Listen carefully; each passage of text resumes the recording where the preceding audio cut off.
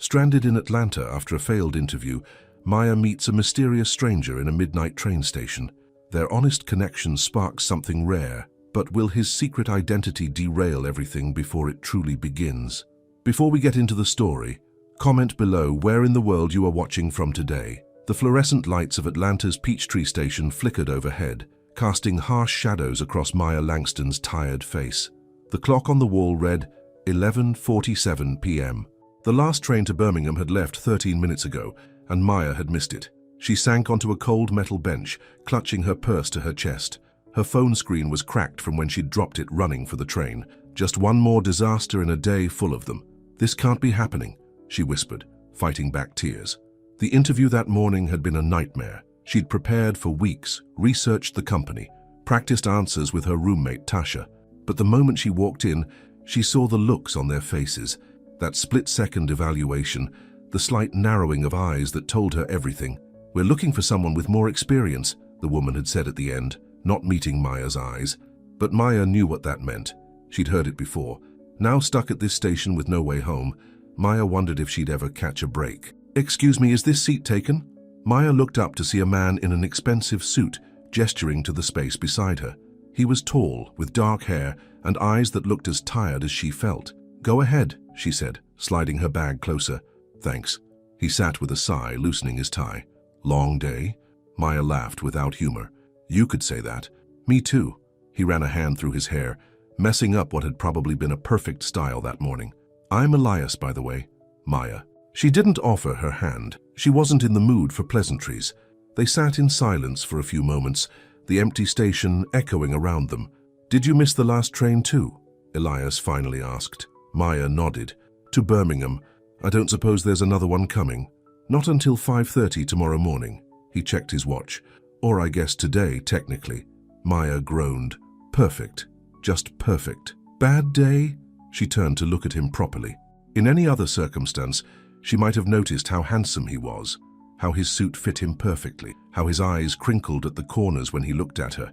But tonight, all she saw was another person in a suit, probably judging her just like everyone else had today. "You don't want to hear about my problems," she said. Elias shrugged. "Actually, I do. It's not like either of us is going anywhere for the next few hours." There was something in his voice, a genuineness that caught her off guard. He wasn't looking at her with pity or judgment. He was just listening. "I had a job interview," she began hesitantly. "It didn't go well." "What happened?" "The dam broke. They took one look at me and decided I wasn't what they wanted. I could see it in their eyes. I have a degree in business administration, 3 years of experience, and excellent references. But none of that mattered." "That's their loss," Elias said quietly. "Is it? Because it feels like my loss. My loss of time, dignity, and now my last train home." Maya blinked back tears. "Sorry. Like I said, bad day. Don't apologize." Elias shifted to face her. "I've had plenty of bad days myself." Maya glanced at his expensive watch, his tailored suit. "Right. You don't believe me? Let's just say you and I probably have different definitions of a bad day." Elias smiled, but there was something sad in it. "Maybe, maybe not." They fell silent again. Maya checked her cracked phone. No service. "Of course. Do you need to call someone?" Elias offered his phone. "Let them know you're stuck." "My roommate's working the night shift. She won't be home until morning anyway." Maya shook her head. "But thanks. What about family? My mom would just worry. She's got enough on her plate." Elias nodded, not pushing further. "I understand." For some reason, Maya believed him. "What about you? No one waiting up?" "No one," he said simply. Something in his tone made Maya curious. Here was this man in what had to be $1,000 suit, with a watch worth more than her rent, sitting alone in a train station at midnight. "So what's your story, Elias? What brings you to this glamorous establishment at this hour?" He laughed, a genuine sound that echoed in the empty station. "Would you believe I wanted some peace and quiet? In a train station? Sometimes it's easier to be alone in public than alone at home." He said it casually, but Maya caught the weight behind his words. "I get that," she said softly. For the next hour they talked, about nothing important at first. The weather, the uncomfortable station benches, the vending machine that ate Elias's dollar but didn't give him his chips. Then, as the night grew deeper and the station emptier, their conversation shifted. "I've been at the same company for 3 years," Maya explained, But there's no room to move up. That's why I was interviewing in Atlanta. Better opportunities, you know. What kind of work do you do? Elias asked. Administrative assistant at an insurance firm. It pays the bills, but... She trailed off. But you want more, Elias finished for her. Is that selfish? No, it's human. Maya studied him. Or what about you? What do you do? Elias hesitated. I work in finance. It's complicated. Everything about money is complicated, Maya said with a small smile. True enough. He seemed relieved. She didn't ask for details.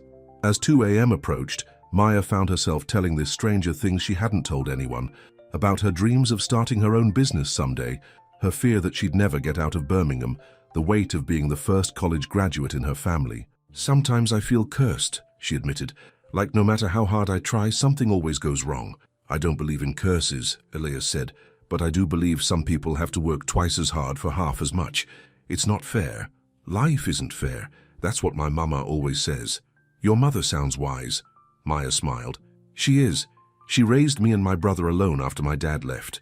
Worked 2 jobs. Never complained. You admire her. More than anyone. Maya yawned, the exhaustion of the day finally catching up to her. You should try to get some sleep, Elias suggested. We've still got a few hours before the morning train. On these benches? No thanks. Elias looked around. Wait here. He walked over to the station attendant's booth and had a brief conversation. The attendant nodded and handed him something. Come on, Elias said when he returned. There's a break room in the back. The attendant says we can use it. There's a couch. Maya hesitated. I don't know. I'll wait out here if you prefer, but you should get some rest. There was that genuineness again.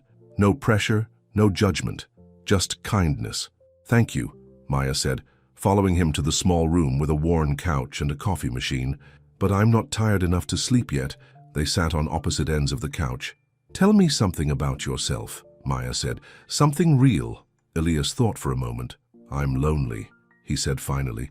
I have meetings all day, people around me constantly, and yet I'm completely alone. The honesty of his answer stunned her. That's not what I expected. What did you expect? I don't know. Something about your golf handicap or your stock portfolio. Elias laughed. I don't play golf, and my stock portfolio is about as exciting as watching paint dry. Somehow I doubt that, Maya said, but she was smiling. Your turn, Elias said. Tell me something real. Maya took a deep breath. I'm afraid. All the time. Afraid I'm not good enough, not smart enough, not enough. You're enough, Elias said quietly. More than enough. Their eyes met, and for a moment, neither spoke. Maya felt something shift between them, a connection forming that she couldn't explain. You're the first person who didn't look at me like I was small, she said softly. Elias's expression changed, something pained crossing his features. Maya, The door opened and the station attendant stuck his head in. Just checking if you folks need anything. The cafeteria's closed, but I can get you water or something from the vending machine. We're fine, thank you, Elias said, the moment broken. When the attendant left, Maya yawned again, unable to fight her exhaustion any longer. Get some sleep, Elias said gently. I'll wake you when it's time for the train. Promise you won't leave. The words slipped out before she could stop them. I promise. Maya curled up on her end of the couch, using her jacket as a pillow.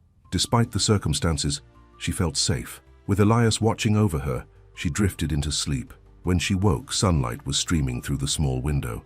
Maya sat up quickly, disoriented. What time is it? Just after 5, Elias said. He was sitting in the same spot, looking like he hadn't moved all night. We have about 20 minutes before the train. Maya ran her fingers through her hair, suddenly self-conscious. I must look a mess. You look beautiful, Elias said, then quickly added, There's a restroom down the hall if you want to freshen up. Maya felt her cheeks warm as she gathered her things. In the harsh fluorescent light of the station bathroom, she splashed water on her face and tried to make sense of the night before. She'd spilled her heart to a complete stranger. To a very handsome, very well-dressed stranger who had been nothing but kind to her. It felt like something out of a movie, not her real life. When she returned to the break room, Elias was on his phone, his expression serious. He quickly ended the call when he saw her. Everything okay? She asked. Just work. He smiled, but it didn't quite reach his eyes. Ready to go? They walked to the platform together, joining the small crowd of early morning travelers. Maya felt a strange sadness knowing their time together was ending. So, she said awkwardly, which way are you headed? Elias hesitated. Actually, I'm staying in Atlanta. Oh, Maya frowned. Then why were you at the station last night? I told you, I wanted some peace and quiet. It didn't make sense, but Maya didn't push it. Well, thank you for everything. Maya, Elias began, then stopped. He seemed to be struggling with something. I enjoyed talking with you, more than I've enjoyed anything in a long time. Me too, she admitted. Would it be too forward to ask for your number? Maya blinked in surprise. You want my number? I'd like to see you again. If you want to, that is. The train pulled into the station, doors opening with a hiss. I should go, Maya said, suddenly nervous. This wasn't how her life worked. Handsome men in expensive suits didn't ask for her number after chance meetings in train stations. Of course. Elias took a step back, disappointment clear on his face. Maya hesitated, then quickly pulled out a pen from her purse. Having no paper, she took his hand and wrote her number on his palm. Just in case you're serious, she said with a small smile. The train conductor called for boarding. Maya picked up her bag. Goodbye, Elias. Goodbye, Maya. She boarded the train and found a window seat. As the train began to move, she looked out and saw Elias still standing on the platform, watching her leave. For the first time in a long time, Maya felt a flutter of hope. Maybe she wasn't cursed after all. Back in his empty penthouse, Elias Carter stared at the number written on his palm. He should have told her who he really was, that he wasn't just some commuter, that he was the CEO of Next Gen Financial, that his face had been on the cover of Business Week last month. But then she would have looked at him differently, the way everyone did, with either awe or calculation, and he couldn't bear that. Not from her. Elias carefully copied Maya's number into his phone, then reluctantly washed his hand. He had meetings all day, decisions worth millions to make, but all he could think about was Maya's smile, her honesty, the way she'd trusted him with her fears. Maya Langston, he said to the empty room, testing her name on his lips. He would call her. But first, he needed to figure out how to tell her the truth without losing the connection they'd formed, because for the first time in years, Elias Carter had met someone who saw him, really saw him, not as a CEO, not as a millionaire, but simply as a man, and he wasn't ready to let that go. Meanwhile, on the train to Birmingham, Maya dozed against the window, dreams filled with a pair of kind eyes, and the strangest feeling that her life was about to change. 3 days had passed since Maya returned to Birmingham, and she hadn't heard from Elias.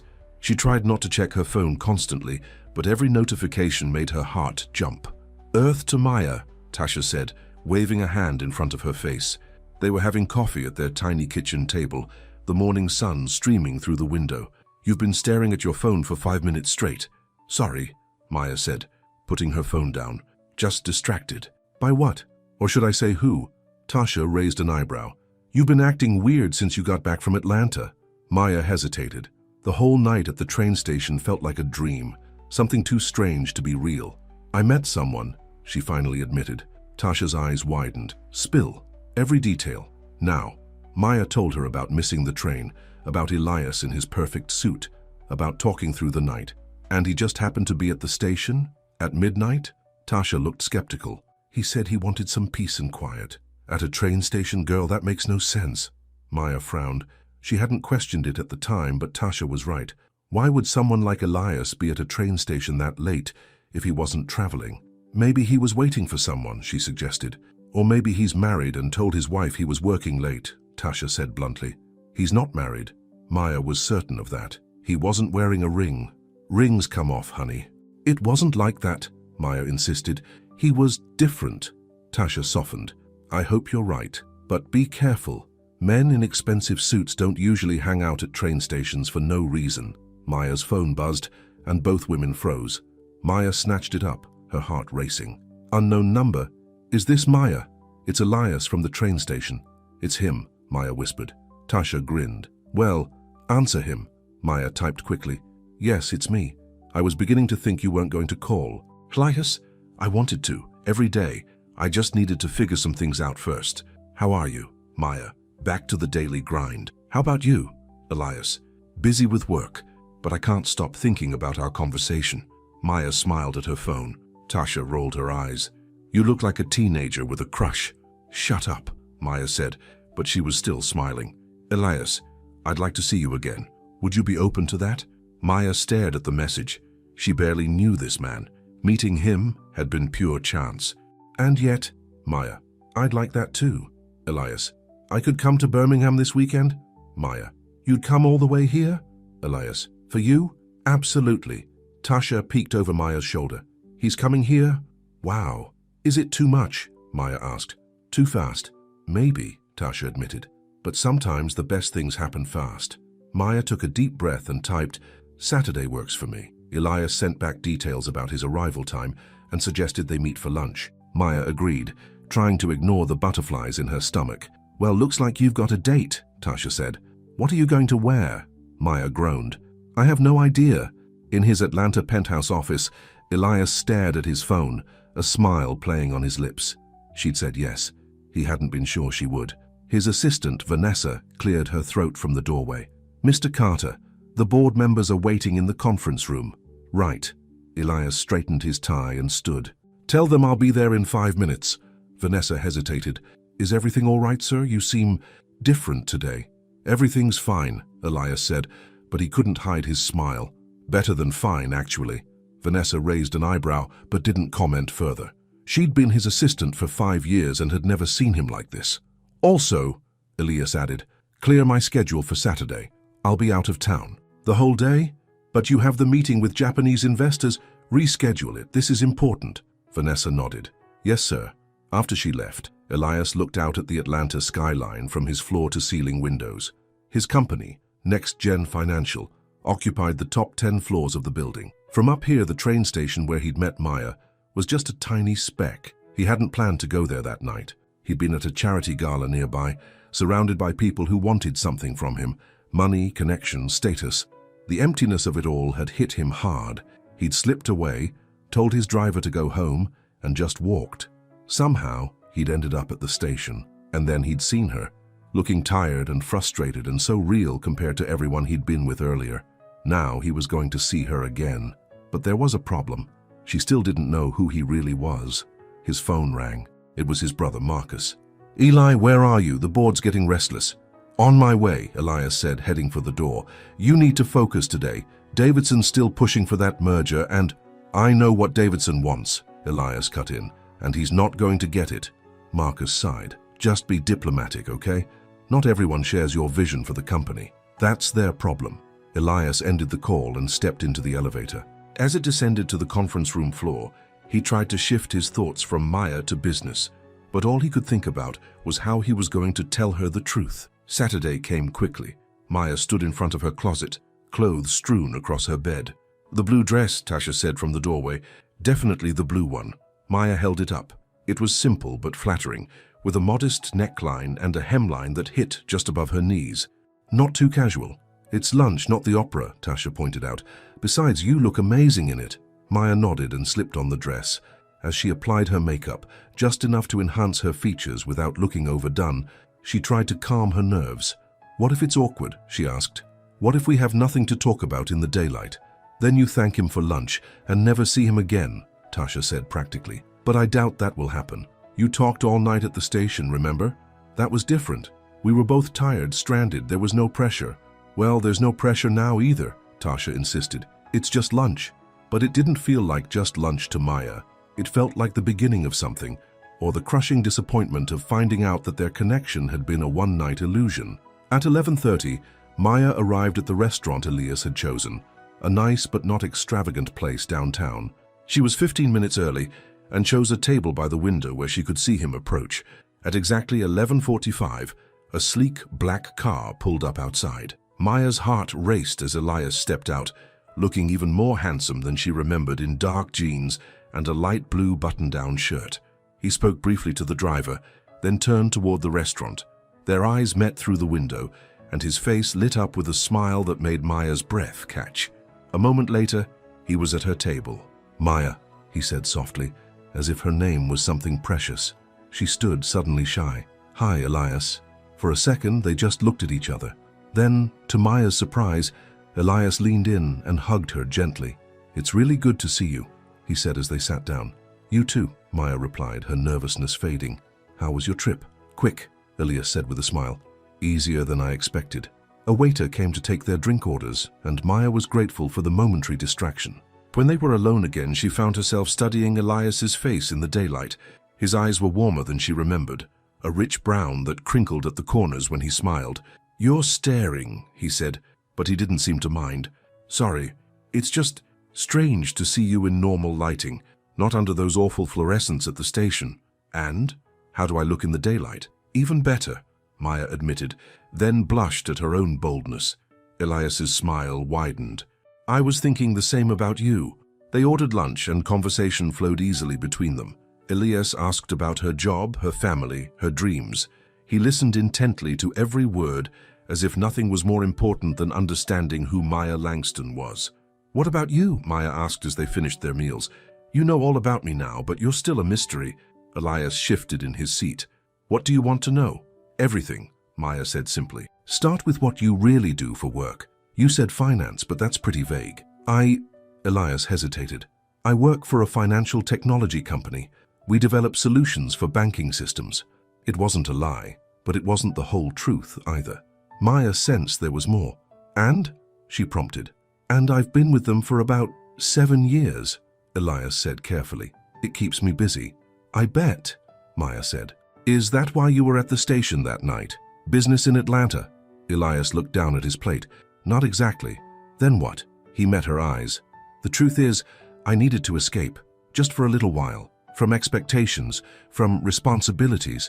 I wanted to feel normal." "Normal," Maya repeated. "What does that mean?" "It means," Elias struggled for words, "it means being seen as a person, not a position, being valued for who you are, not what you can provide." Maya frowned. "That sounds complicated." "It is," Elias sighed. "Maya, there's something I should tell you." Just then, a man at a nearby table stood up suddenly, his chair scraping loudly against the floor. He was staring at Elias with wide eyes. "Oh my God," the man said loudly. "You're Elias Carter. The Elias Carter." Maya looked between the man and Elias, confused. Elias's face had gone rigid. "I'm sorry to interrupt," the man continued, approaching their table, "but I'm a huge admirer of your work. What you've done with NextGen is revolutionary. I've been following your career since you made the Forbes 30 Under 30 list." Elias stood and shook the man's hand, his smile not quite reaching his eyes. "Thank you. That's very kind. Would you mind if I got a quick photo? My partners will never believe I ran into you." "Actually, I'm in the middle of lunch," Elias said firmly. "Another time, perhaps." The man looked disappointed but nodded. Of course. Sorry to interrupt." He handed Elias a business card. "If you ever need environmental consulting for any of your properties, please consider us." After the man returned to his table, Elias sat back down, not meeting Maya's eyes. "The Elias Carter," Maya said quietly. "What was that about?" Elias took a deep breath. "That's what I was trying to tell you. I'm not just some guy who works in finance. I'm the CEO of NextGen Financial. We're one of the largest fintech companies in the country." Maya stared at him. "You're a CEO?" "Yes." "And you're, what, famous?" "In certain circles," Elias admitted. "Business publications, investment banking, that sort of thing." Maya sat back in her chair, processing this information. "So when you said you were lonely despite being surrounded by people—" "I meant it," Elias said earnestly. "Maya, I didn't tell you because I wanted you to see me, not my title or my bank account." "You lied to me," Maya said, her voice steady despite the hurt building inside her. "I didn't lie," Elias argued. "I just didn't tell you everything." "A lie of omission is still a lie, Elias." Maya stood up. "I told you everything about me that night, everything, and you let me believe you were just another commuter." "Maya, please." Elias stood too. "It doesn't change anything between us." "It changes everything." Maya's voice rose, drawing glances from nearby tables. She lowered it to a fierce whisper. "You said you were just a man, but you hid the one thing that changes everything." "How does it change things?" Elias asked, genuine confusion in his eyes. "Because people like you and people like me don't mix, Elias. We live in different worlds." "That's not true." "Isn't it?" Maya grabbed her purse. "Thank you for lunch, Mr. Carter. It was illuminating." She turned and walked out of the restaurant, ignoring Elias calling her name. Outside, she started walking quickly, tears threatening to spill. She heard footsteps behind her, and then Elias was there, gently catching her arm. "Maya, wait, please." She stopped but didn't turn around. "I'm sorry," he said. "I should have told you sooner, but I was afraid." "Afraid of what?" Maya asked, finally facing him. "Afraid you'd look at me differently." That you'd see the CEO, not the man who sat with you at the station. His eyes were pleading. That night meant something to me, Maya. You meant something to me. How am I supposed to trust you now? Give me a chance to earn your trust, Elias said. One more chance. Maya looked at him. This man she'd felt so connected to, who'd made her feel seen and heard. Now she wondered if any of it had been real. I need time to think, she said finally. Elias nodded. I understand. Can I call you tomorrow? I don't know. Maya, Elias said softly, I'm still the same person who sat with you all night, who listened to your dreams, who promised not to leave. Something in his voice reached past her anger, touching the part of her that had felt so drawn to him from the beginning. You can call, she conceded, but I'm not promising I'll answer. Relief washed over his face. Thank you. They stood there on the sidewalk, the gap between them feeling much wider than the few feet of concrete. I should go, Maya said. Let me drive you home. No, Maya shook her head. I need to walk, clear my head. Elias looked like he wanted to argue, but nodded instead. Be safe. Maya turned and walked away, not looking back, though she could feel his eyes on her. Her mind was a jumble of conflicting emotions, hurt at his deception, confusion about what he really wanted from her, and beneath it all a stubborn hope that wouldn't die. Back at her apartment, Maya paced the living room, waiting for Tasha to get home from her shift at the hospital. When the door finally opened, she pounced. He's rich, she blurted out. Like really rich and famous. Tasha blinked, setting down her bag. Who is? Elias. He's not just some guy who works in finance. He's Elias Carter, CEO of something financial. Next Gen. People ask him for photos in restaurants. Tasha's eyes widened. Wait, Elias Carter? As in the fintech wunderkind, that guy's worth millions. You know who he is? Maya asked, surprised. I read, Maya. Tasha pulled out her phone and quickly typed something. Here, look. She held up her screen, showing a Forbes article with Elias's face on it. The headline read, Elias Carter, the man revolutionizing banking at 30. Oh my God, Maya whispered, sinking onto the couch. What happened at lunch? Tasha asked, sitting beside her. Maya explained the encounter with the man in the restaurant, the revelation and her reaction. And you just walked out? Tasha shook her head. Girl, you walked out on Elias Carter. He lied to me, Tasha. Did he though, or did he just not drop by the way I'm super rich and successful into casual conversation? Maya frowned. Whose side are you on? Yours, always, Tasha assured her. But think about it from his perspective. The guy probably has people trying to use him for his money and connections all the time. Then he meets you, someone who has no idea who he is, who talks to him like a normal person. So I'm supposed to be flattered that he slummed it with me? Maya asked bitterly. That's not what I meant, and you know it, Tasha said firmly. Look, you felt a connection with him, right? Before you knew who he was? Maya nodded reluctantly. And did he act like some spoiled rich guy? Did he look down on you or treat you badly? No, Maya admitted. He was kind, thoughtful. So maybe give him a chance to explain, Tasha suggested. If he turns out to be a jerk, then walk away. But don't throw away something potentially amazing just because you're scared. I'm not scared, Maya protested. Tasha gave her a knowing look. Aren't you? Scared that someone like him couldn't possibly be interested in someone like you? Scared that if he is, it won't last? Maya didn't answer, but her silence was confirmation enough. You deserve good things, Maya, Tasha said gently, even if they come in unexpected packages. Maya's phone buzzed with a text. It was from Elias. I understand if you don't want to see me again, but please know that everything I said, everything I felt that night at the station was real.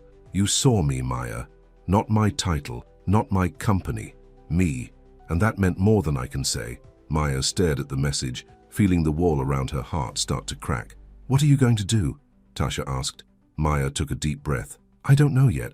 But as she went to bed that night, Maya found herself thinking not about Elias's wealth or status, but about the look in his eyes when he'd asked for one more chance. And for the first time, she wondered if maybe, just maybe, their worlds weren't as different as she thought. In his hotel room, Elias stared at his phone, willing it to ring. Maya hadn't responded to his text, and he was trying not to read too much into that. His own phone rang, startling him. It was Marcus. How's Birmingham? His brother asked without preamble. It was going well until I was recognized, Elias said grimly. Ah, Marcus paused. So she knows now. Yes. Elias had told Marcus about Maya earlier in the week, something he rarely did with the women he dated. But Maya was different, and she didn't take it well. That's an understatement. Elias sighed. I should have told her from the beginning. Probably, Marcus agreed. But would she have believed you were interested in her if she'd known who you were from the start? It was a fair question. Elias had dated women who were only interested in his money and power before. The experience had left him wary. I don't know, he admitted, but I need to find out if there's still a chance. What's your plan? Elias looked out the window at the Birmingham skyline. I'm going to show her who I really am. Not the CEO, not the millionaire, just me. And if that's not enough, Marcus asked gently, then I'll have to accept it. Elias's voice was firm despite the ache in his chest. But I have to try. After ending the call, Elias opened his laptop and began to research. If he was going to win Maya's trust, he needed to show her he was serious. And he had an idea of just how to do that. Meanwhile, across town, Maya lay awake, staring at Elias's text. Her finger hovered over the reply button, torn between pride and the undeniable pull she felt toward him. Just a man, she whispered to herself, remembering how he'd described himself that night at the station. She wondered if, underneath all the trappings of wealth and success, that was still who he was. And if so, whether she was brave enough to find out. Maya stared at the business card on her desk. It had arrived that morning in a simple envelope with no note, just the card. Maya Langston, Assistant Director of Community Outreach, Birmingham Youth Foundation. It was her dream job, working with underprivileged kids, creating opportunities, making a real difference. A job she hadn't applied for. A job that hadn't even existed as far as she knew. This has Elias Carter written all over it, she muttered, reaching for her phone. It had been 3 days since their disastrous lunch. 3 days of ignored calls and unanswered texts from Elias. 3 days of Maya telling herself she was right to walk away, even as she checked her phone every few minutes. She dialed the number on the card, her heart pounding. Birmingham Youth Foundation. This is Darlene, a cheerful voice answered. Hi, this is Maya Langston. I received a business card for a position with your organization, and I'm calling to find out more information. Oh, Ms. Langston. Yes, we've been expecting your call. Mr. Powell would like to meet with you as soon as possible about the position. Are you available this afternoon? Maya frowned. This was moving too fast. May I ask how you got my name? I believe one of our board members recommended you, Darlene said vaguely. Mr. Powell can explain everything when you meet. Shall we say 2 p.m.? Maya hesitated, then made a decision. Yes, 2 p.m. works. After hanging up, she immediately called Elias. This time, she wouldn't let it go to voicemail. He answered on the second ring. Maya, he said, his voice careful. I was beginning to think you'd never call. Did you do this? She demanded without preamble. Did you create a job for me at the Birmingham Youth Foundation? There was a pause. No, Elias said finally. I didn't create a job for you. Then how do you explain this business card with my name on it, for a position I never applied for? I can explain everything, Elias said, but not over the phone. Can we meet? I have an interview at 2 p.m., Maya said stiffly. I know. Of course you do. Maya sighed. Fine. After the interview. The coffee shop across from the foundation building, 3:30. I'll be there, Elias promised. Maya ended the call and leaned back in her chair. She should be angry, furious even, that Elias seemed to be meddling in her professional life. Instead, a small part of her was curious, and maybe, just maybe, a little hopeful. The Birmingham Youth Foundation occupied a renovated warehouse in the city's arts district. Inside, the space was bright and modern, with colorful artwork created by local teens covering the walls. Maya was led to a conference room where a man in his 60s with kind eyes and silver hair waited. Ms. Langston, I'm Harold Powell, Executive Director. He shook her hand warmly. Thank you for coming on such short notice. To be honest, Mr. Powell, I'm not entirely sure why I'm here, Maya said, taking a seat.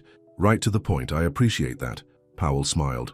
We're expanding our community outreach programs, and we need someone with fresh ideas and a passion for helping young people. Your name came up during a recent board meeting. May I ask who mentioned me? Several people, actually. Powell slid a folder across the table. But what really caught our attention was your proposal.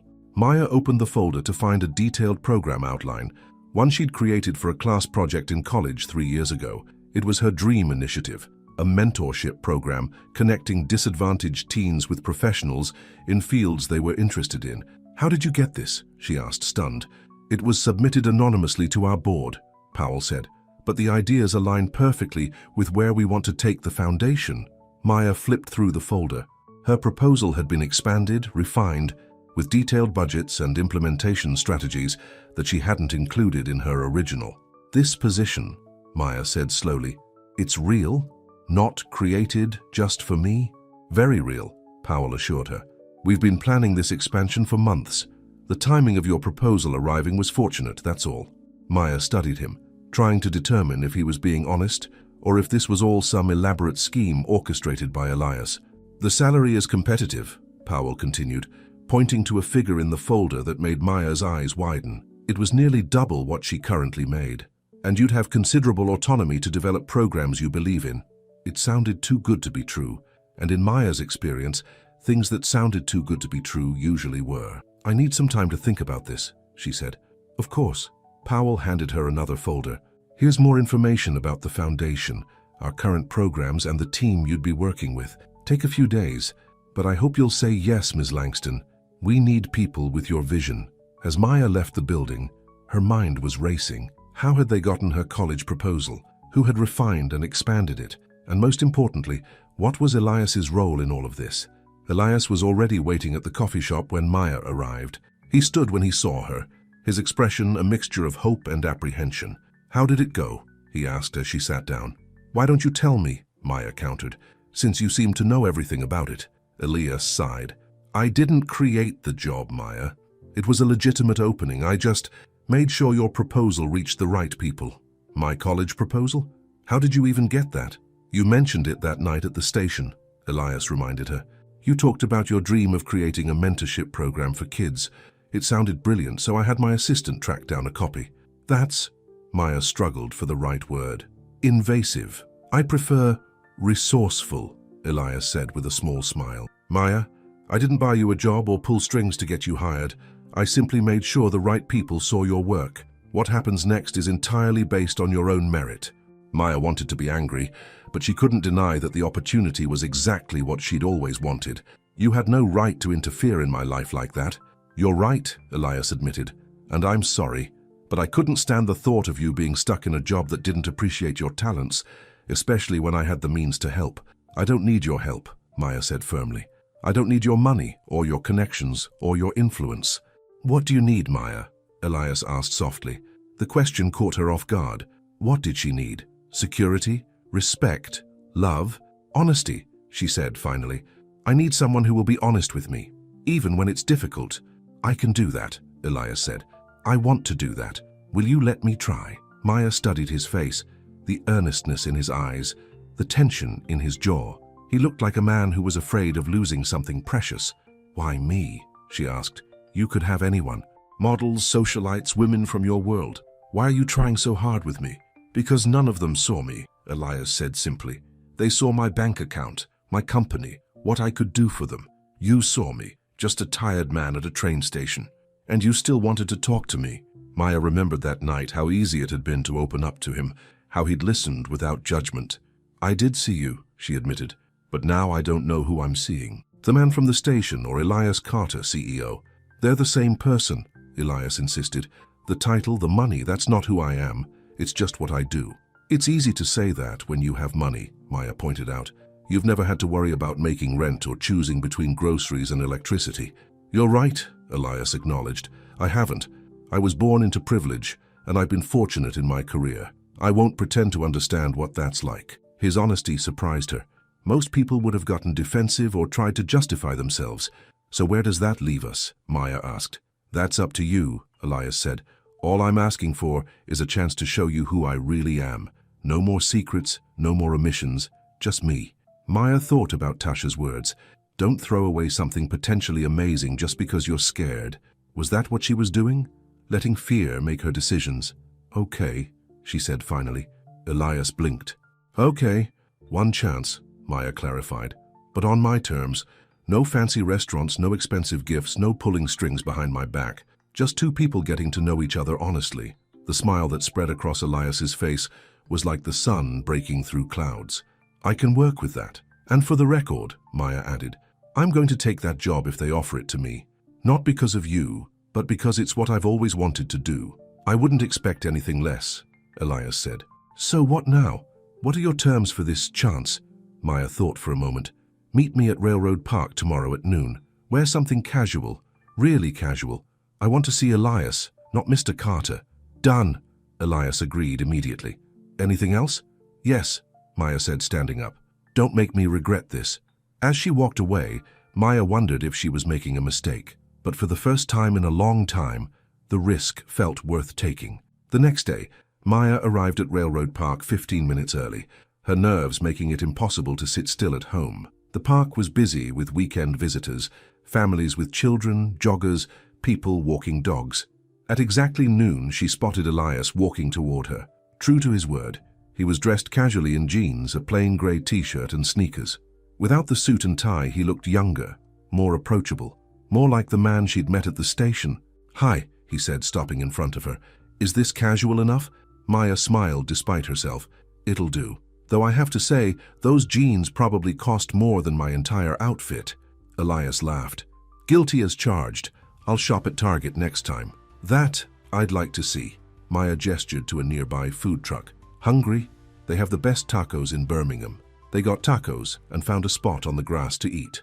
It was strange seeing Elias like this, sitting cross-legged on the ground, eating street food with his hands, looking completely at ease. "So," Maya said, "tell me something about yourself that isn't in your Forbes profile." Elias thought for a moment. "I'm terrified of birds." Maya laughed. "What? Why?" "When I was 5, a goose attacked me at a park, chased me all the way to the car, honking and flapping. I've been wary of anything with feathers ever since." "The great Elias Carter, brought low by geese," Maya teased. "Hey, geese are vicious creatures," Elias defended himself. "They have teeth on their tongues. That's just wrong." Maya giggled, and Elias smiled, looking pleased to have made her laugh. "Your turn," he said. "Tell me something I don't know about you." "I write poetry," Maya admitted. "Bad poetry, but I find it therapeutic. Will you show me sometime?" "Not a chance," Maya said firmly. They spent the afternoon walking through the park, talking about everything and nothing, favorite books, childhood memories, embarrassing stories. With each step, Maya felt the wall between them crumbling a little more. "My brother thinks I'm crazy," Elias said as they sat on a bench, watching the sunset paint the sky in shades of pink and orange. "For what?" "For driving to Birmingham every weekend, to see a woman who might still decide I'm not worth the trouble." Maya looked at him, surprised. "You're planning to come every weekend?" "If you'll let me," Elias said, "until we figure this out, whatever this is between us." The commitment in his voice made Maya's heart race. "That's a lot of driving. Worth every mile," Elias said simply. As the evening grew cooler, they reluctantly headed back to where they'd parked. At Maya's car, Elias hesitated. "Can I see you tomorrow before I head back to Atlanta?" Maya nodded. "Breakfast? There's a diner near my place." "Perfect." Elias took her hand, his touch gentle. "Thank you for today, for giving me another chance." "Don't mess it up," Maya said, but she was smiling. Impulsively, she stood on tiptoe and kissed his cheek. His skin was warm against her lips, and she caught the scent of his cologne, subtle and expensive. As she drove home, Maya realized she was humming. For the first time in a long time, she felt hopeful. Not just about Elias, but about everything. The new job, her future, possibilities she hadn't let herself consider before. Over the next month, true to his word, Elias drove to Birmingham every weekend. They kept things simple. Picnics in the park, movies at the local theater, cooking dinner at Maya's apartment while Tasha teased them mercilessly. During the week, they talked every night on the phone, sharing the details of their days. Maya started her new job at the Birmingham Youth Foundation and threw herself into creating the mentorship program she'd dreamed of for so long. Elias opened up more about his work, explaining the challenges of running a company that was changing the banking industry. He talked about his brother, Marcus, who was his right-hand man at NextGen, and about the pressure of living up to the legacy his father had left behind. "He built the company from nothing," Elias explained one evening as they sat on Maya's small balcony. "When he died 5 years ago, everyone expected it to fall apart without him. I was determined to prove them wrong." "And you did," Maya said. "That must make you proud." "It does," Elias admitted, "but sometimes I wonder if I'm living his dream instead of my own." "What would your dream be?" Maya asked. "If you could do anything?" Elias thought for a moment. "I'd probably still be in finance, but I'd focus more on helping people who are excluded from traditional banking. The underserved communities, people who get exploited by payday loans and check cashing services because they don't have access to fair financial options." "Why don't you do that now?" Maya asked. You're the CEO, you make the decisions. It's complicated, Elias sighed. The board, the shareholders, they expect certain returns. Shifting focus would be risky. Since when are you afraid of risk? Maya challenged him. The question lingered between them, and Maya could see Elias turning it over in his mind long after they'd moved on to other topics. As spring bloomed in Birmingham, Maya found herself falling deeper for Elias. She loved his dedication, his intelligence, the way he listened when she talked about her work with the foundation. She loved how he could command a room full of executives on a video call, then spend hours helping a group of teenagers at one of her workshops learn about saving money. But there was still a nagging doubt she couldn't shake. Their worlds were so different. Every time he flew back to Atlanta in his private jet, a concession he'd made after weeks of exhausting drives, she was reminded of the gap between them. One Friday evening, Maya was helping the teens in her program prepare for a presentation when her phone buzzed with a text from Elias. Running late, board meeting went long. We'll catch the 9 p.m. train instead. Maya frowned. Train? Elias hadn't taken the train since they'd met. What about your jet? She texted back. Decided to take the train tonight. Meet me at the station? An hour later, another text came through. Delayed in Atlanta. Mechanical issues. New ETA midnight. Still up for meeting me? Maya smiled, remembering another night at a train station. Wouldn't miss it. At 11:30 p.m., Maya arrived at the station, a sense of déjà vu washing over her as she took a seat on the same bench where she'd sat that fateful night months ago. The station was nearly empty, just like before. She checked the arrivals board. The train from Atlanta was indeed delayed, now expected at 12:15 a.m. As she waited, Maya reflected on how much had changed since that night. She had a new job she loved, a renewed sense of purpose, and Elias had become someone she couldn't imagine her life without. At 12:10 a.m., the announcement came that the train from Atlanta was arriving. Maya stood, her heart racing with anticipation. Passengers began to disembark, a trickle of tired travelers dragging suitcases, and then she saw him, Elias, wearing the same suit he'd worn the night they met. His tie loosened, his hair slightly disheveled. Their eyes met across the platform, and Elias's face lit up with a smile that made Maya's heart skip. "We have to stop meeting like this," he said as he reached her, setting down his overnight bag. "I don't know," Maya replied, stepping into his embrace. "Train stations seem to work for us." Elias held her close, burying his face in her hair. "I've missed you." "It's only been 5 days," Maya reminded him, though she'd missed him too, more than she wanted to admit. 5 days too long. Elias pulled back to look at her. "I have something to tell you." "What is it?" Maya asked, suddenly anxious. "I took your advice," Elias said, "about not being afraid of risk.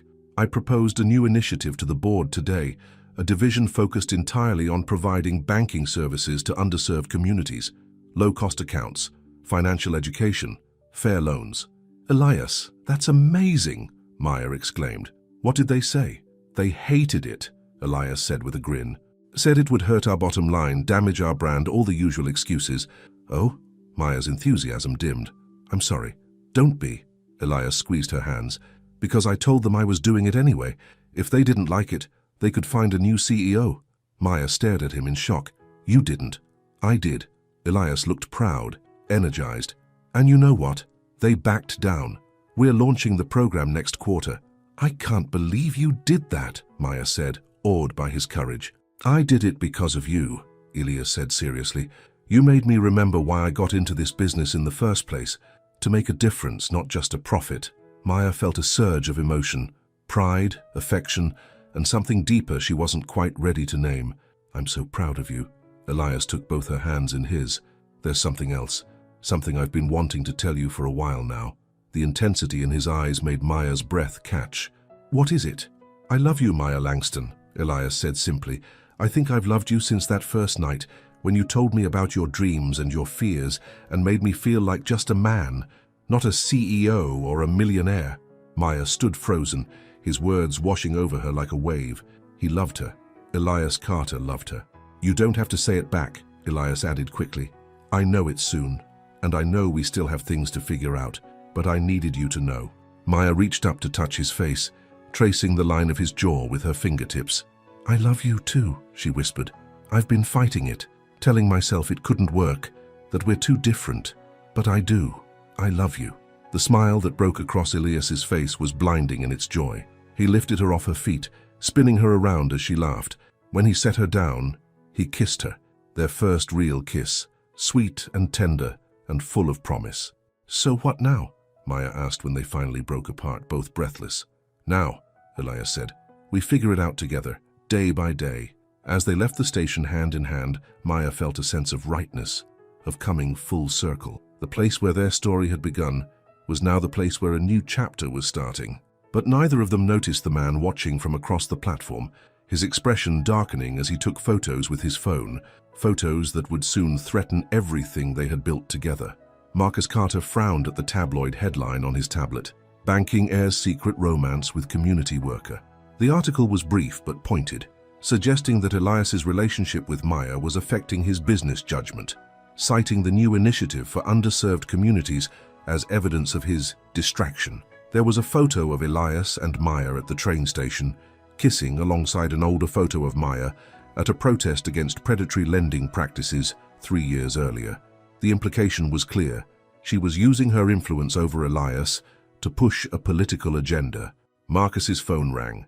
Davidson, the board member who had most strongly opposed Elias's new initiative. "Have you seen it?" Davidson demanded without preamble. "I'm looking at it now," Marcus replied calmly. "This is exactly what we were concerned about," Davidson said.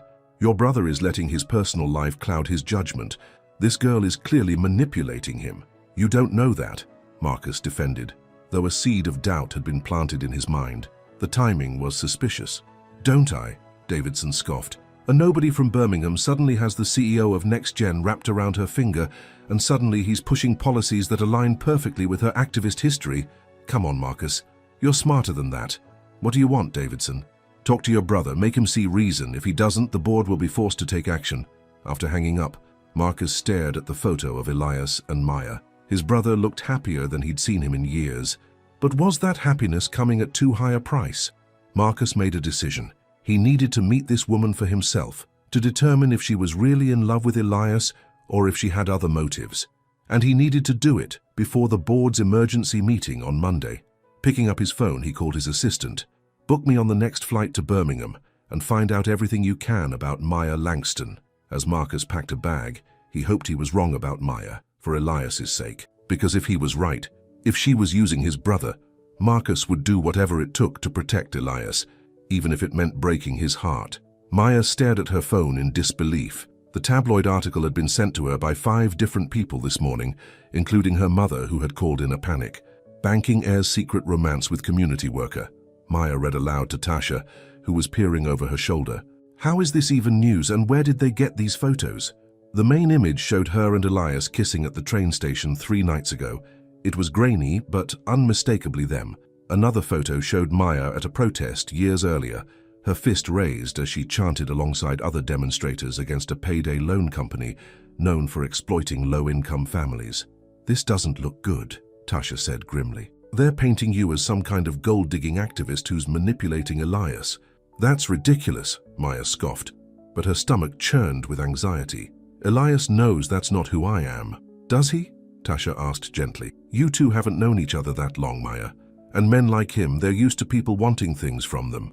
Maya's phone rang. It was Elias. "Have you seen it?" she asked without saying hello.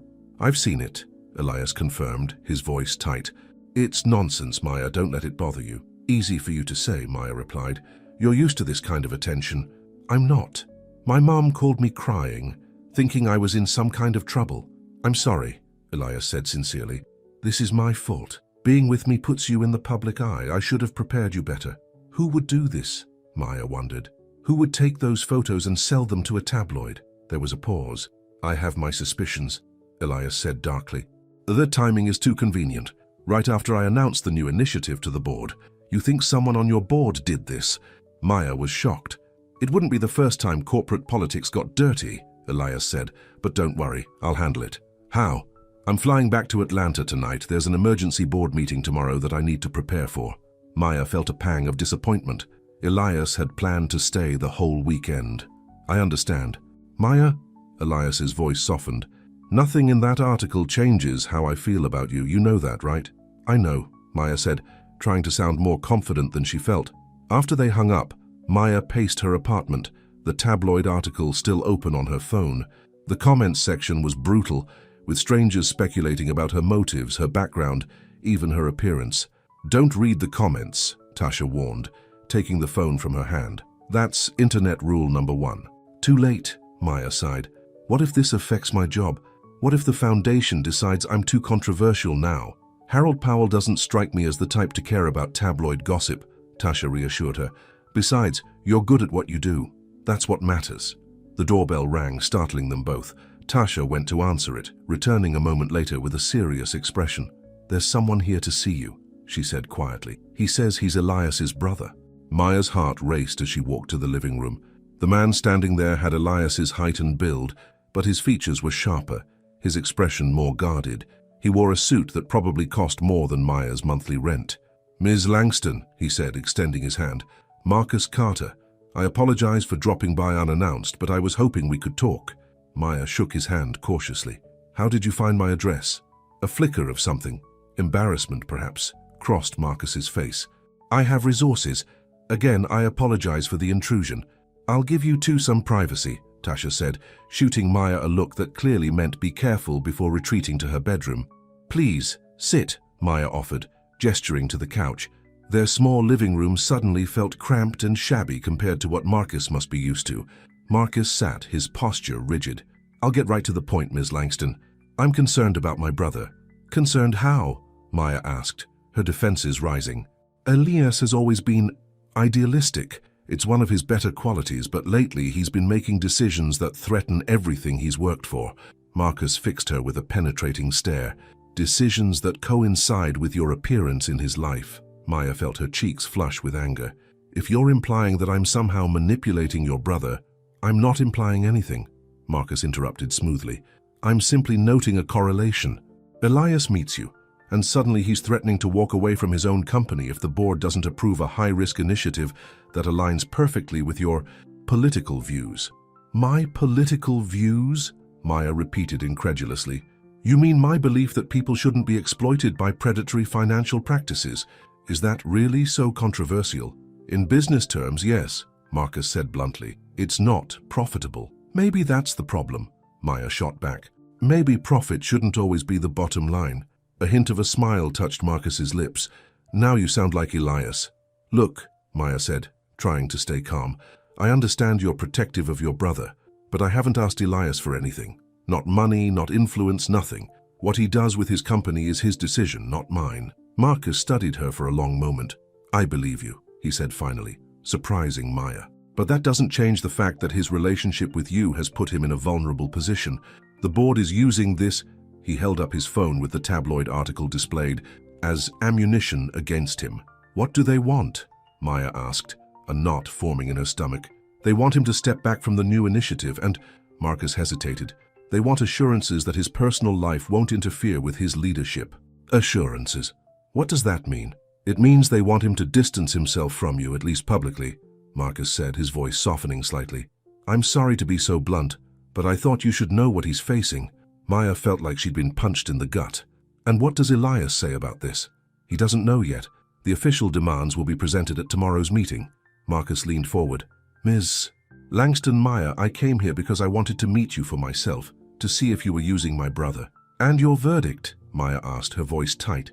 "I think you genuinely care for him," Marcus said, "which is why I'm asking you to consider what's best for Elias right now."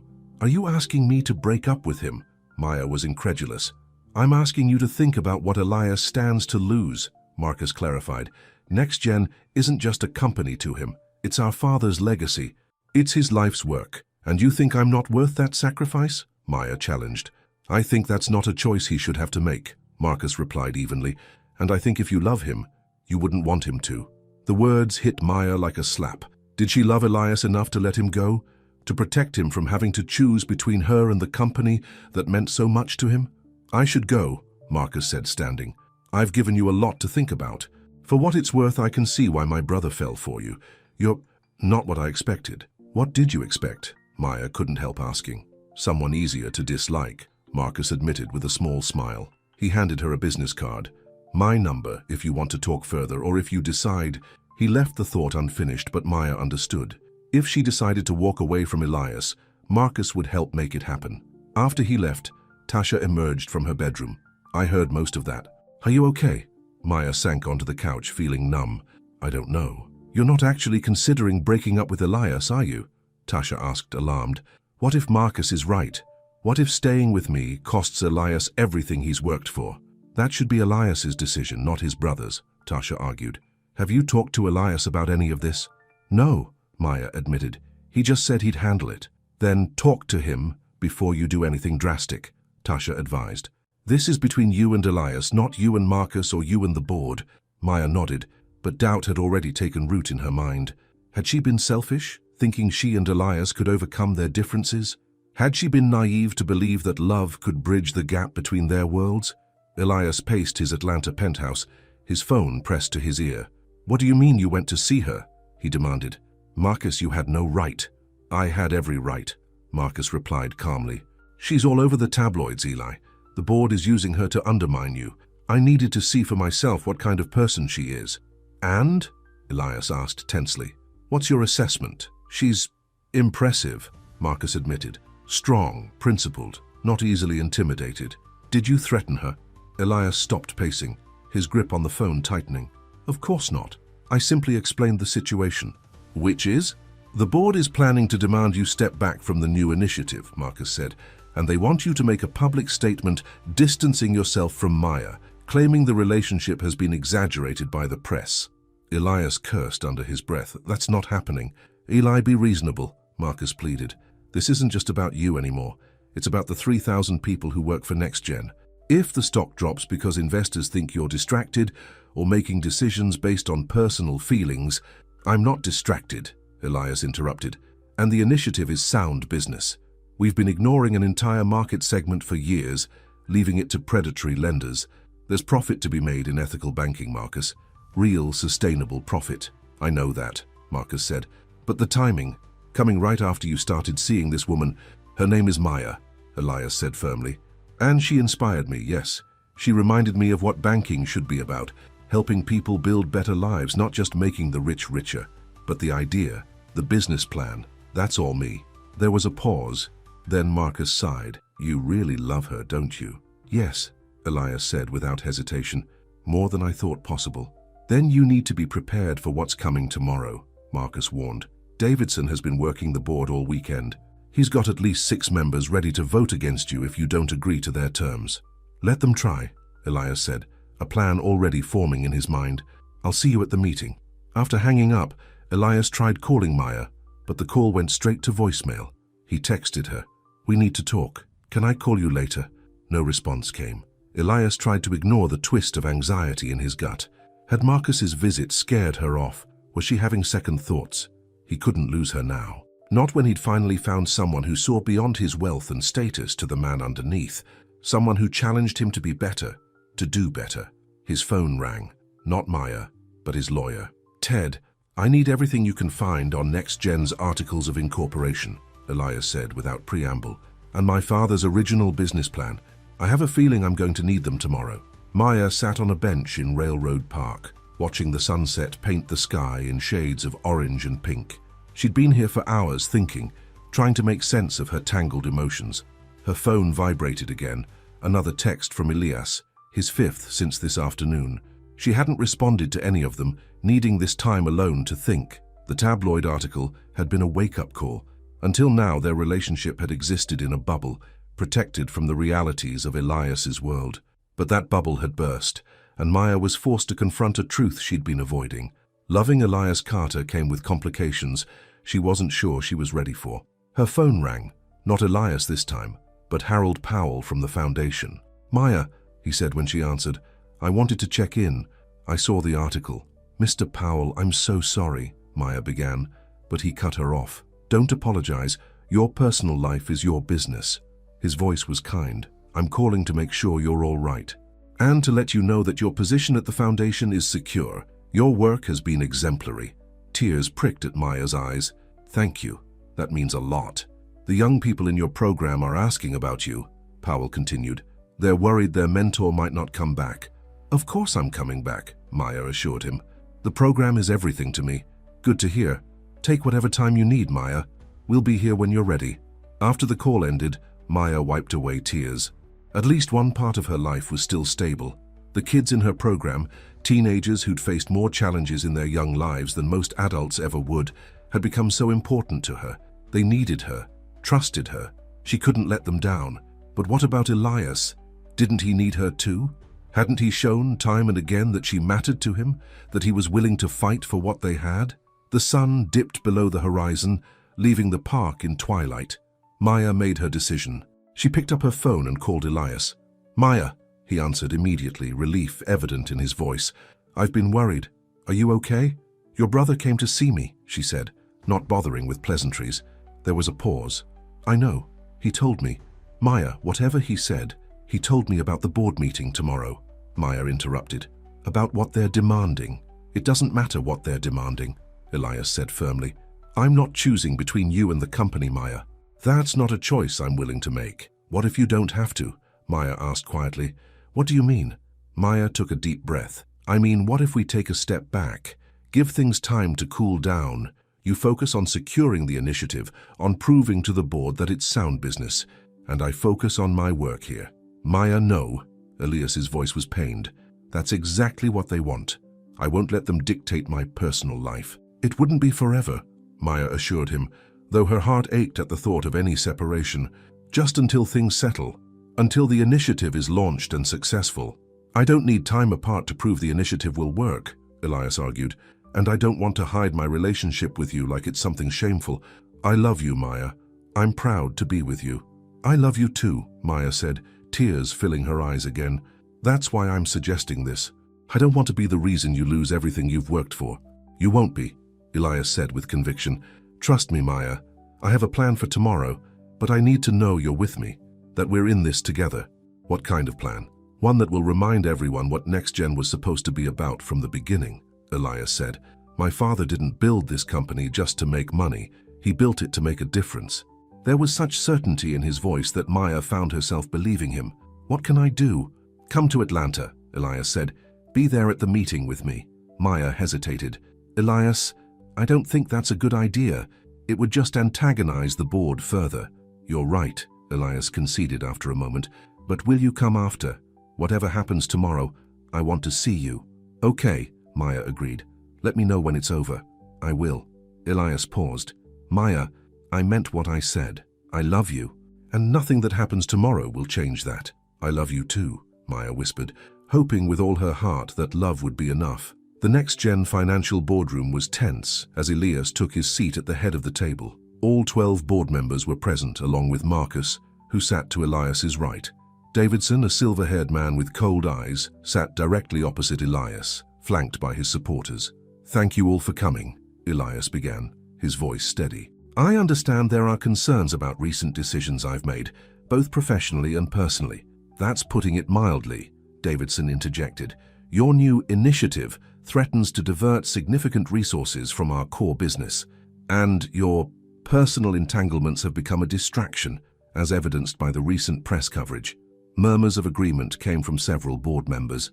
Elias waited for them to quiet.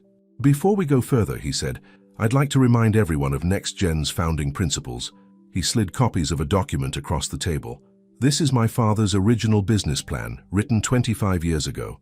The board members glanced at the papers, some with interest, others with impatience. "Page 3, paragraph 2, Elias directed. "NextGen will strive to be more than just another financial institution. We will innovate not only in technology but in accessibility, ensuring that financial services are available to all segments of society, regardless of economic status." He looked around the table. "My father understood that true innovation meant reaching those who had been ignored by traditional banking. The initiative I've proposed isn't a departure from our core business. It's a return to our founding vision." "Times have changed, Elias," Davidson argued. "Your father wasn't answering to shareholders then." "Actually," Elias countered, "I had my team research something interesting this weekend." He opened a folder in front of him. "When my father incorporated NextGen, he included a specific provision in the Articles of Incorporation, Article 4, Section B states that the company must allocate a minimum of 15% of its resources to financial inclusion initiatives targeting underserved communities. Surprised looks passed between the board members. Davidson frowned. I don't recall such a provision. It hasn't been enforced in years, Elias acknowledged, but it's still legally binding. My initiative isn't just good business. It's fulfilling a legal obligation that this board has been neglecting. Marcus looked at his brother with newfound respect. Elias had done his homework. As for my personal life, Elias continued, his voice hardening, it is exactly that, personal. My relationship with Maya Langston has not affected my judgment or my commitment to this company. If anything, it has reminded me of why I do this work in the first place. The optics are concerning, another board member spoke up. Ms. Langston's activist background.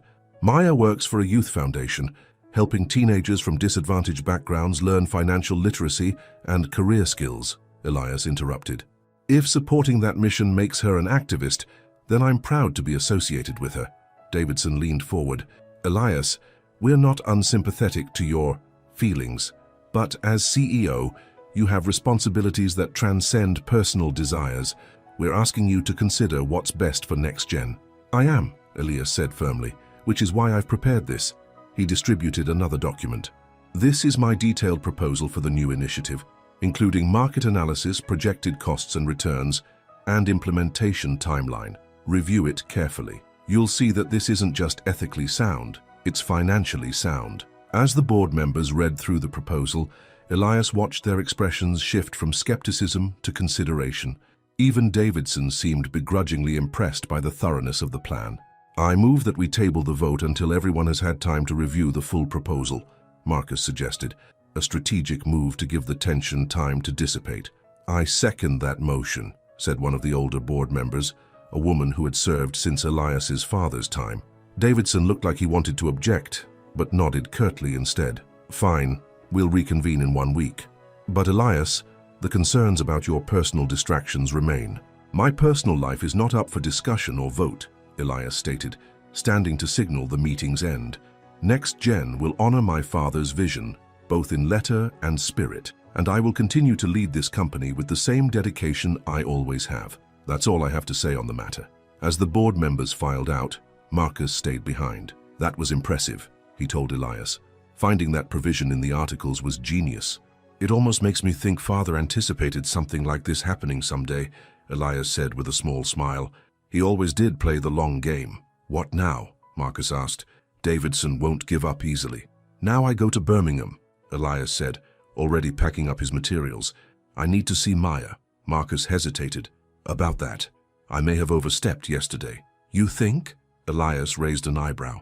I was trying to protect you, Marcus defended. But after seeing you today, I realized something. She makes you better, Eli, stronger, more like the brother I always looked up to.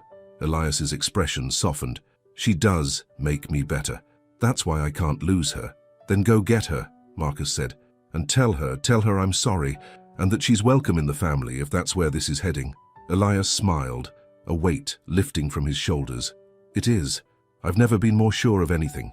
Maya was at the foundation, working late with a group of teenagers on their business presentation, when her phone buzzed with a text from Elias. Meeting over. Coming to Birmingham now. Where can I find you? Maya replied with the foundation's address, her heart racing. His message didn't indicate how the meeting had gone, but the fact that he was coming immediately had to be a good sign, didn't it? An hour later, as she was helping the teens pack up, she looked up to see Elias standing in the doorway of the classroom. He was still in his suit, though he'd removed his tie, and he looked tired but determined. Mr. Carter, Maya said formally, aware of the curious glances from her students. This is a surprise. Ms. Langston, Elias replied with a small smile. I hope I'm not interrupting. We were just finishing up, Maya assured him. She turned to the teenagers. Great work today, everyone. Remember, final presentations are next Friday. As the teens gathered their things, one of them, a tall boy named Deshawn, approached Elias. You're the guy from the news, he said bluntly. The one dating Ms. Langston. Elias nodded. I am. You for real about that banking thing? Helping people like my mom who can't get fair loans? Absolutely for real, Elias confirmed. In fact, I could use advisors who understand what communities really need. If you're interested, maybe you and your classmates could give me some feedback on the program. Deshawn looked surprised, then pleased. For real? You'd listen to us? I'd be a fool not to, Elias said sincerely. Deshawn nodded approvingly before joining his friends, who were whispering excitedly among themselves as they left. When they were alone, Maya approached Elias cautiously. How did the meeting go? Better than expected, Elias said, reaching for her hands. The vote's been postponed a week, but I found a provision in the company's founding documents that essentially makes the initiative mandatory. Davidson's not happy, but he's running out of options. That's amazing, Maya said, relief washing over her. And what about us? Did they demand you end things with me?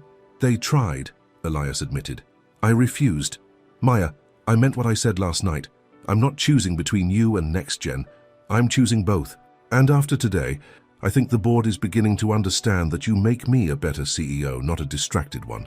Maya squeezed his hands. I was so worried. After your brother came to see me, Marcus sends his apologies, Elias interrupted, and his blessing for what it's worth. Really? Maya was skeptical. Really, Elias assured her. He saw today what I've known all along, that loving you hasn't weakened me. It's given me strength I didn't know I had. Maya felt tears pricking at her eyes. I was afraid I was going to have to let you go. Never, Elias said fiercely, pulling her into his arms. Do you hear me? Never. They held each other tightly, the last of Maya's doubts melting away in the warmth of his embrace. So what happens now? She asked when they finally pulled apart. Now, Elias said, taking her hand, we go forward together. No hiding, no compromises. Just us, figuring it out day by day like we promised. Maya smiled, her heart full. I like that plan. As they walked out of the foundation building into the warm evening air, Elias stopped suddenly. There's something else I wanted to ask you. What is it? Maya looked up at him, curious. How would you feel about me opening a NextGen office here in Birmingham? It would be the headquarters for the new initiative, and it would mean I could be here more often. With you. Maya's eyes widened. You'd do that? Move part of your company here? It makes business sense, Elias said. Birmingham has a diverse population, lower operating costs than Atlanta, and, he smiled, the most brilliant community outreach expert I know who might be willing to consult on the project. Is that a job offer, Mr. Carter? Maya teased. It's whatever you want it to be, Elias said. I just know I want you in my life, Maya, in every part of it. Maya stood on tiptoe to kiss him, not caring who might see. Yes to consulting. Yes to you being here more. Yes to all of it. 2 months later, Maya hurried through Birmingham Station, checking her watch. The train from Atlanta was due in 5 minutes, and she didn't want to miss Elias's arrival. So much had changed in the past 2 months. The NextGen initiative, now officially named Banking for All, had been unanimously approved by the board after Elias's detailed proposal won over even the skeptics. Construction had begun on the Birmingham office, with Elias commuting between cities several times a week. The tabloid story had faded from public interest, replaced by more positive coverage when NextGen announced its new focus on underserved communities. Maya had been interviewed alongside Elias for a business magazine, her expertise in community needs acknowledged and respected. At the foundation, Maya's mentorship program was thriving. Several of her students had been offered internships at NextGen, part of a pipeline program Elias had created to bring diverse talent into the financial industry. And through it all, their relationship had deepened, growing stronger with each challenge they overcame together. The station announcement indicated the train from Atlanta was arriving. Maya found herself at the same bench where she'd sat that fateful night, where a chance encounter had changed the course of her life. As passengers began to disembark, Maya spotted Elias, casually dressed in jeans and a sweater. He hadn't seen her yet, and for a moment, she just watched him. This man who had crossed worlds to be with her, who had fought for what he believed in, who had loved her enough to risk everything. Then he looked up, their eyes met, and his face lit up with that smile that still made her heart skip. Waiting for a train?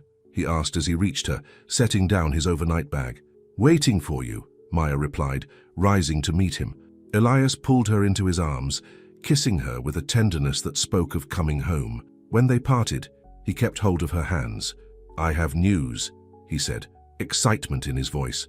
The first community banking center will open next month right here in Birmingham, and Davidson has officially dropped his opposition. He's even asked to be part of the launch team. That's wonderful, Maya exclaimed. I'm so proud of you, Elias. I couldn't have done it without you, Elias said sincerely. "You reminded me of what's important, of the man I want to be." Maya smiled, thinking of how far they'd come since that night of missed trains and chance meetings. "We've come full circle," she observed, glancing around the station, back where it all began.